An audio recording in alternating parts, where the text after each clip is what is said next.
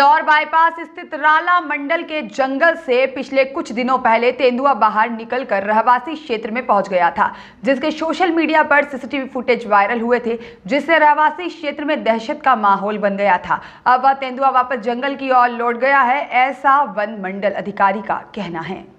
One मंडल अधिकारी MS Solanki का कहना है कि राला मंडल क्षेत्र में एक नहीं दो तेंदुए मौजूद हैं। तेंदुए का शहर में प्रवेश करने का मुख्य कारण है कि जंगल क्षेत्र में सुरक्षा के कार्य बढ़ाए गए हैं, जिसके कारण तेंदुआ जंगल से बाहर निकलकर रहवासी क्षेत्र में पहुंच जाता है। तेंदुआ बहुत ही शर्मीले स्वभाव का होता है।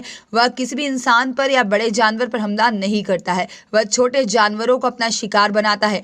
IIT इंदौर और महू आर्मी कैंपस में भी तेंदुए की मूवमेंट को लेकर आर्मी के अधिकारियों को सूचित कर दिया गया है और ग्रामीण क्षेत्र के लोगों को भी शाम के समय अपने साथ लाठी और टॉर्च लेकर चलने को कहा गया है। राला मंडल जंगल क्षेत्र बड़ा होने के कारण तेंदुआ रहवासी क्षेत्र में दिखाई देता है और वापस जंगल की ओर लौट जाता है, जिसके रेस्क्यू के लिए IIT इंदौर और महू क्षेत्र में पिंजरे लगाए गए हैं। तेंदुआ रेस्क्यू होता है तो उसे राला मंडल लेकर आएंगे और घने जंगल में छोड़ दिया जाएगा। राला मंडल क्षेत्र में तेंदुआ है और जो आप स्प्रिंग वैली की जो बात कर रहे हो वो तेंदुआ वहीं पे वहां से बाहर निकला है, फिर वो वापस आ गया है।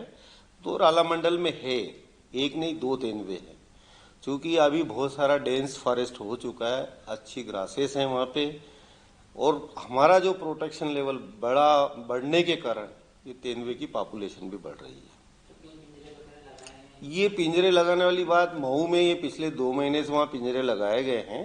महू में लगाया गया और IIT इंदौर में पिंजरे लगाए गए वहाँ पे।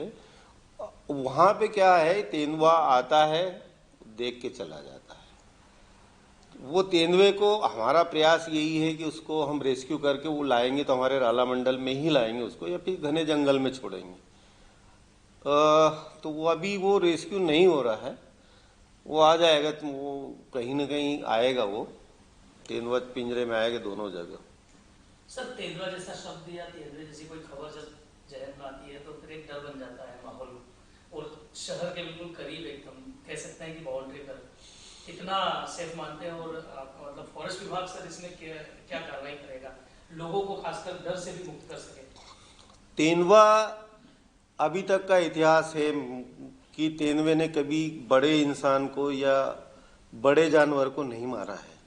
तेंदुआ छोटे जानवरों को मारता है, मुर्गा हो गया, सेही हो गई, या छोटे कोई बछड़ा हो गया, बकरी का बच्चा हो गया। बड़े जानवरों को नहीं मारता। वो खुद ही इतना शर्मिला होता है कि बड़े जानवरों को अटैक नहीं करता। रहा सवाल कि ये जो 2 जगह दिख रहा है, इसमें हमने मिलिट्री कैंपस में भी वहाँ के जो मुखिया हैं, कैप्टन साहब, कमांडर साहब से भी बोला कि शाम के समय आप अगर कहीं घूमने जाए जहाँ पे उसका मूवमेंट है वहाँ पर न जाए, ताकि कोई ऐसी कैजुअल्टी होने की स्थिति नहीं आए। तो ये वहाँ पे भी बता रहे हैं और वो IIT इंदौर में भी बता रहे हैं। और गांव देहात की जहाँ बात आती, जहाँ दिखता है, तो वहाँ लोगों को ये भी कहते हैं कि भैया आप शाम के समय कहीं जाए तो टार्च लेके जाए, लाठी लेके जाए, ये इनको हिदायत देते। तो ऐसा इतना बड़ा भय भी नहीं है कि वो मेन ईटर होता नहीं है, मेन ईटर होता टाइगर। तो ऐसी स्थिति अभी नहीं आई, और उससे पहले ही हम उसको पकड़ के घने जंगलों में छोड़ दूंगा। तेंदुए शहर में प्रवेश करने का मुख्य कारण ये है कि हमारा जो वाइल्ड लाइफ का प्रोटेक्शन लेवल, सुरक्षा का कार्य बढ़ने से तेंदुए की पॉपुलेशन बढ़ रही है। चूंकि ये वाइल्ड लाइफ को मारना मतलब सीधे सीधे 7 साल की सजा है, इसमें कोई रियायत नहीं है। तो बहुत सारे जो अपराधी है या कोई ऐसा इस टाइप के इंदौर शहर में, तो मैं मानता हूं कि नहीं इस टाइप के अपराधी हैं, न इस टाइप की कोई जाति है कि इनको मारे। तो ये है इसमें। जय सिमरिया की रिपोर्ट।